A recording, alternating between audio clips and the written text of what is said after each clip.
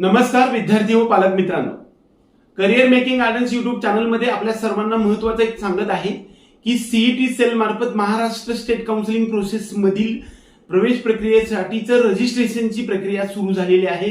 काल 23 जुलै 2025 पासून ते 30 जुलै 2025 च्या दुपारी 12 वाजेपर्यंत आपल्याला सर्व ज्या विद्यार्थ्यांना MBBS, BDS, BMS, BOMS, BHMS, physiotherapy, audiotherapy, speech therapy, occupational therapy या सर्वांसाठी त्यांनी नीट दिलेले आहे। ज्यांना मार्क अगदी नीट मध्ये 0 आहेत अशा विद्यार्थ्यांना सुद्धा रजिस्ट्रेशन करणं मॅन्डेटरी आहे।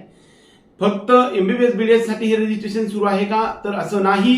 सर्व कोर्सेस मेडिकल साठी ऍडमिशन घेण्याची ज्यांना इच्छा आहे अशा सर्वांना हे 1000 रुपये भरून आपल्याला स्टेट कोट्यासाठी रजिस्ट्रेशन करणं आवश्यक आहे।